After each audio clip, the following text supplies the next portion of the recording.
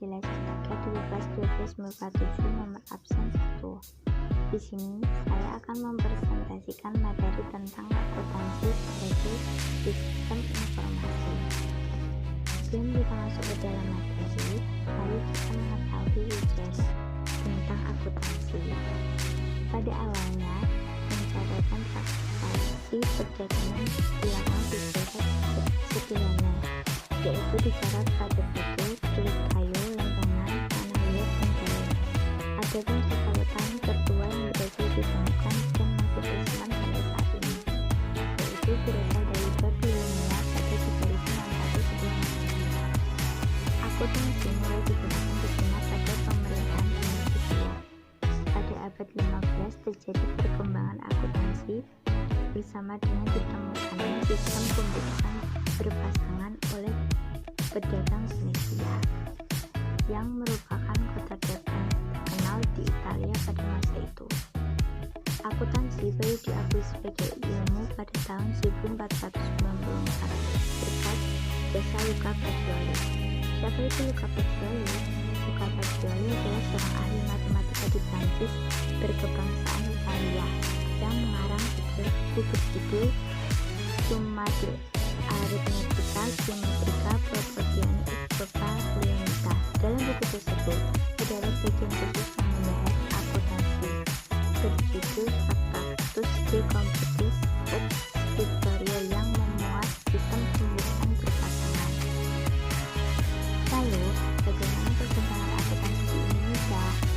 Awalnya, pencatatan hasil tanam paksa dilakukan oleh Belanda menggunakan pembukuan kontinental, hingga sistem kontinental mulai ditinggalkan dan beralih ke sistem Anglo-Saxon. Akuntansi mulai berkembang pesat sejak dikeluarkan Undang-Undang PNA tahun 1967 dan Undang-Undang PNDN tahun 1998, hingga terbentuk Ikatan Akuntan yang menerapkan standar akuntansi keuangan atau SAK. Pengertian dan manfaat akuntansi.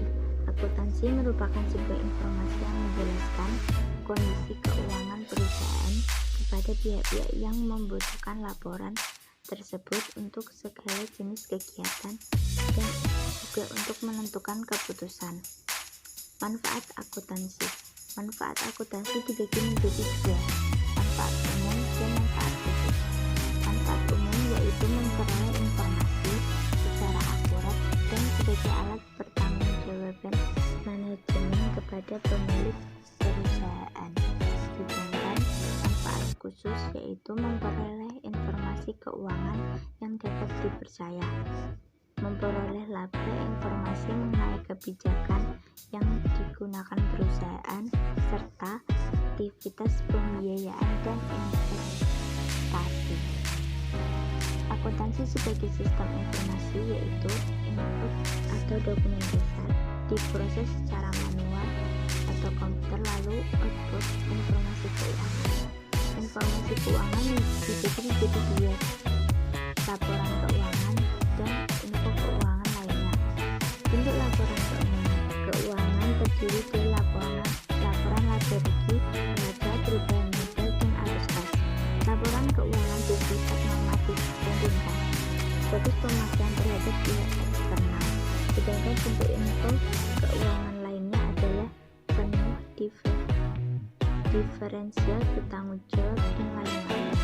Info keuangan bersifat tidak normatif dan detail, fokus pemakaian terhadap pihak internal. Pemakaian informasi akuntan yaitu pihak internal dan pihak eksternal.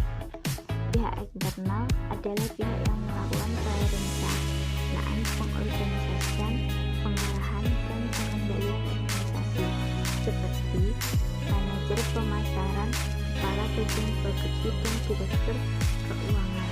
Sedangkan pihak eksternal adalah investor atau calon investor, kreditor, pemerintah, serikat pekerja atau pekerja, pelanggan atau customer, peneliti, konsultan, dan masyarakat. Karakteristik kualitas informasi keuangan. Sifat laporan keuangan. 1. Relevan. 2. Dapat diandalkan. 3. Dapat dibandingkan. dan 4. Konsisten. Terdapat juga prinsip-prinsip dasar akuntansi. 1. Prinsip entitas ekonomi. 2. Prinsip periode akuntansi. 3. Prinsip satuan moneter. 4. Prinsip kesinambungan usaha. 5. Prinsip delivery. 6. Prinsip pengungkapan benih. 7. Prinsip konsisten. 8. Prinsip mempertemukan. 9. Prinsip pengakuan pendapatan. 10. Prinsip materialitas. Profesi akuntansi. 1. Akuntan privat, yaitu akuntan yang bekerja pada perusahaan tertentu dan merupakan karyawan perusahaan tersebut. 2. Akuntan publik, yaitu akuntan yang menyerahkan segala macam jasa akuntansi untuk organisasi bisnis atau non-bisnis. 3. Akuntan pemerintah, yaitu akuntan yang bekerja pada lembaga pemerintah yang bertugas merencanakan, mengawasi, dan mengendalikan penggunaan uang atau kekayaan negara.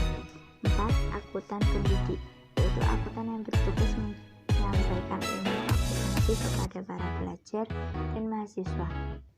Prinsip etika profesi akuntansi. 1. Tanggung jawab.